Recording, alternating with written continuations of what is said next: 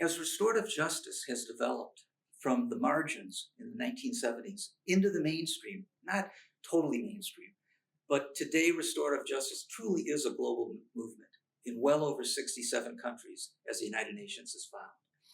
And as restorative justice has developed over all these decades, there's been more and more levels and layers of training, and a lot of, quote, advanced training. And advanced training in restorative justice, in any field, typically, overwhelmingly, deals with learning more advanced techniques, ways of doing what you're supposed to do.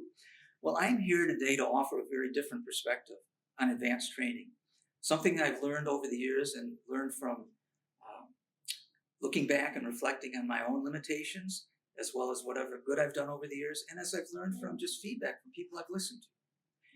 This is a very different take on advanced training. It draws upon bits of indigenous wisdom that I've been blessed to have been exposed to over the decades, and I want to share with you with permission that's been given to me. One is a statement from an Onondaga elder from Indian country that I learned many, many years ago, when he spoke of how a good chief has a good mind and a good heart. A good mind without the balance of the heart, you can become like a shark. And that's so characteristic of Western culture. All up here, you're like a shark trying to manipulate things. Even if it's out of good intention in restorative justice, you can still be in more of that shark mode. However, a good mind without the balance of the heart, if it's all focused on just the heart, you can become ineffectual. It can be a very warm, wonderful place to be, very comfortable in contemplative practice or focused on deeper healing. But you can become ineffectual. You can close yourself off to the suffering that's not just in other parts of the world, but across the street in your own city. And this Onondaga elder spoke of how a good chief has the balance of both. We don't use the full capacity of our minds. Minds are important. But our culture, and particularly so much of our teaching and learning, is geared to just pumping more facts up here and techniques, where learning to work with the energy of our spirit and of our heart, that's just supremely important as well. Another bit of wisdom that I learned many years ago, it's the core principle of Native Hawaiian emotional, spiritual, and physical healing. It's called Pa'akawaha. It means be still, close the mouth.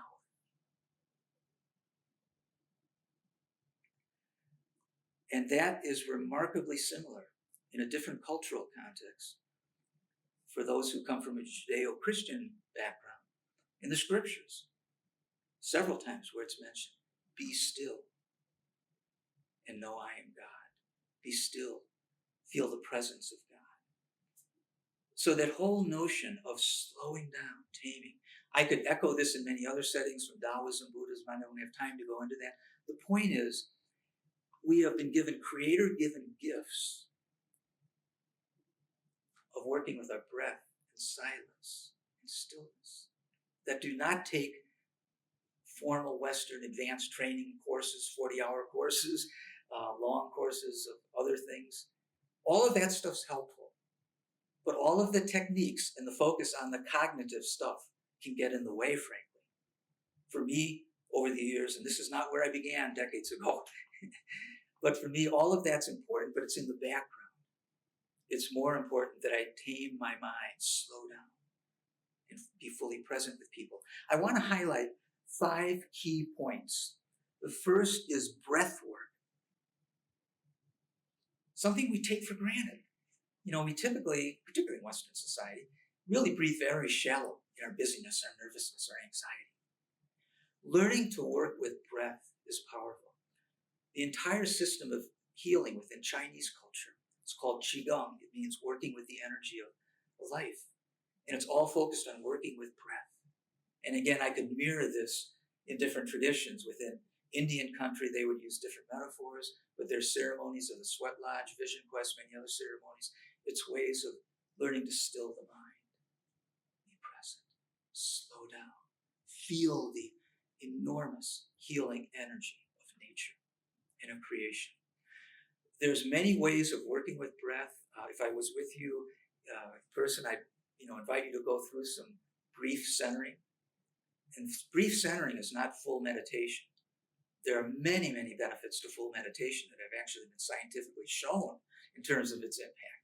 But centering, even for a minute or two, whenever you're mindful of the fact of being nervous in a situation of public speaking or working with a certain group of people or an individual or in your family or with a partner, when your buttons are getting pushed, learning to focus on breath, taking a deep breath, slow, belly breathing, feeling your diaphragm expand, breathing in to the count of 8 or more as you're able to. Slowly exhaling to the count of 8 or more. And as the mind wanders, which it always will, focus again on breath. Or perhaps envision yourself in a beautiful place in nature that brings you peace. In traumatic situations I've been involved in personally, where I was almost killed because of an accident I was in. Had I not worked with my breath, I would have gone into deep shock. I went into partial shock. This was when I fell down 2 flights of stairs in Italy, stone stairs in the dark.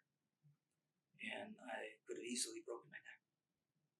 And by being aware of what was happening at some level, even though I was sliding in and out of shock, and clearly breath and just breathing deeply, it kept me present and alive.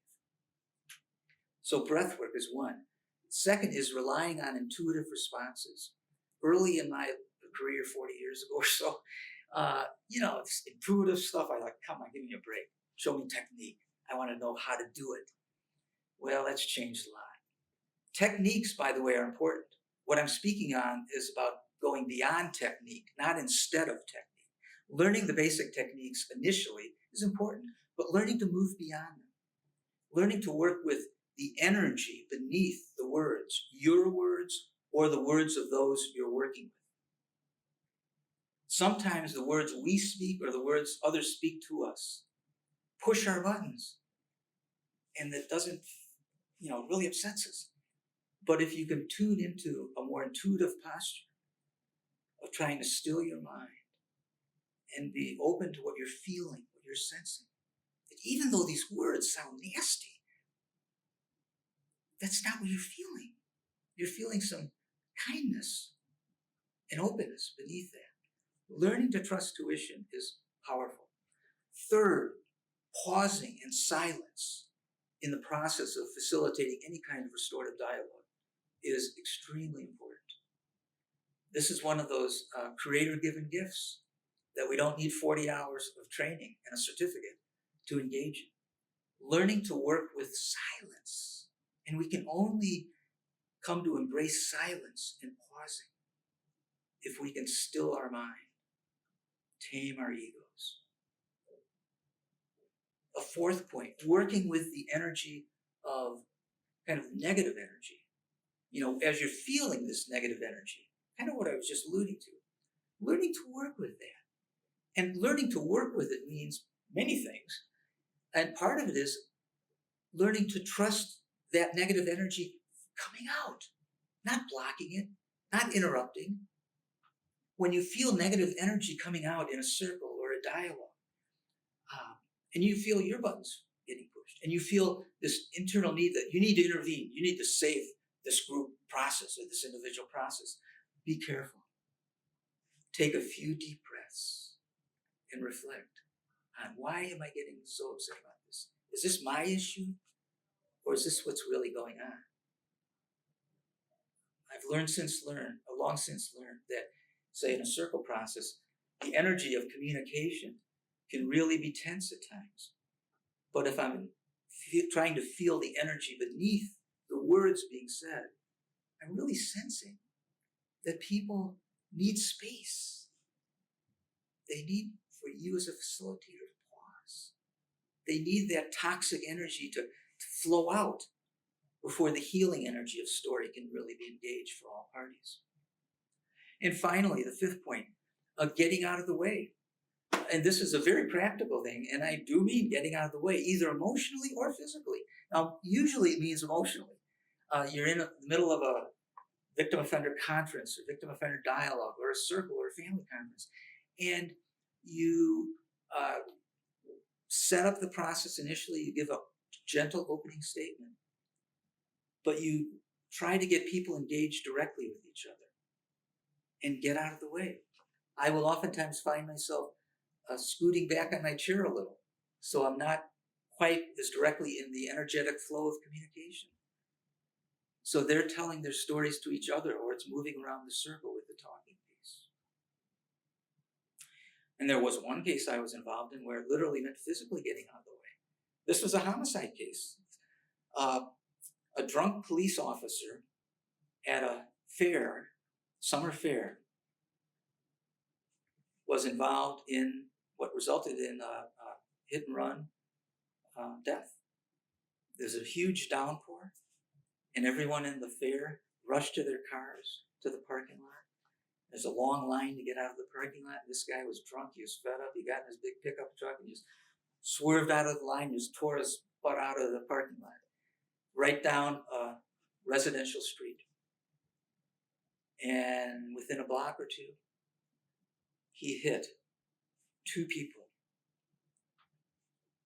One woman who was not killed, but was hurt badly. And the man, her husband, was hit more directly. And he, from all indications, died on the spot.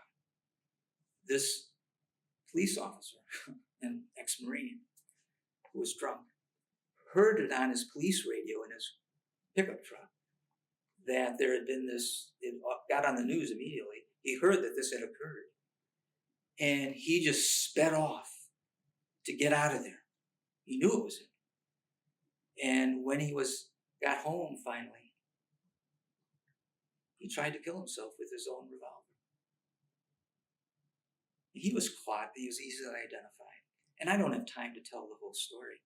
But it took many, many, many months of preparation and layers of complexity of working with two different correctional systems in different states, with a county jail, trying to negotiate the preparation process and where to hold the dialogue. And when the actual dialogue was convened, it was very moving. It was very challenging. Up to the last moment, I didn't know how it would go. It was the angriest victim, survivor I've ever dealt with in decades. And yet I trusted my intuitive sense. Beneath words of anger and wanting to even hurt this man, like harm him verbally, I really sensed the energy of compassion and a yearning for meaning in her life. And as the session began, it was very difficult. We didn't get into immediate dialogue at all. The first 45 minutes to an hour was breaking the ice. And there were, frankly, some very, if you can believe it, humorous moments in that, in a natural sense, not anyone cracking a joke. It was just things that happened, such as the lights went off in the room we're in. And I'm facilitating this in the dark. And then I realized these are motion detector lights. And so I had to use this new kind of Tai Chi movement to get my hands going up to engage the lights to get back on. But as we got into it, almost an hour, and I asked the woman who was harmed so deeply as a survivor, who lost her husband, if she wanted to take a break, if she needed to, because I knew she was a smoker and she would need to take a break at some point. And she said, fine. And she looked at me and said, Mark, when we come together, is it okay if you just sat in the other room with my friend who came with me? I really want to meet with this man. It's a cop and a cop wannabe. I want to meet myself with him. And my ego was, oh my God, no, I got to be here to protect these people. And that's what I would have done decades ago. And that's what I was hearing up here. That's ego, intellect stuff. But my intuitive sense was this woman had a great deal of kindness and yearning for wellness. And I also obviously checked it out with the person who caused the harm, the cop and ex-Marine. And I said, are you sure you feel okay with this? We don't have to do this. We normally all come back together. Are you sure you're okay? And I asked him 2 or 3 times and reframed the question because I wanted to make sure he did not feel coerced or having to meet without me being present. So I went in the other room, sure got to know her support person. She didn't want her support person in the session. She wanted her to be there and to drive there with her. So I got to know her, and my ego wanted to have my ear up on the door like this, listening to what's going on, but I didn't. And about 45 minutes later, this woman whose husband was killed, who was normally very kind of like this and angry and that kind of energy, she just walked into the room slowly and sat in the chair and just kind of took a breath and let it out. And she looked at me and she said, I can't believe what I did before I came in here. My ego said, oh God, what'd you do? But I didn't say that. And she looked at me, she said, I hugged her. He's not the animal I thought he was. He killed my Jack, but he's not an animal. I think I want my kids to meet him. So there's more I could say about that and way more that we learned from that. But my point is, that's what I mean. Sometimes it means physically getting out of the way. Now, most trainers in the field would never tell a facilitator to physically get out of the way. And I would not advise that. I'm not telling you to do it all the time, but I'm just saying, trust the strength and resilience of people. Over the years, in my personal life, family life, and in my work with highly traumatized communities and conflict zones in different parts of the world, and in many murder cases, I have learned beyond anything I could ever have conceived of the importance of honoring the strength and resilience of people who've been highly traumatized. Trauma either crushes people and puts them in a bad, dark place and difficulty to even function, or people find reservoirs of resilience and strength they never knew they had. Honor that. And they can teach us far more about life and its meaning than whatever we can offer them. And I'd like to land on that note. So good luck again on this journey.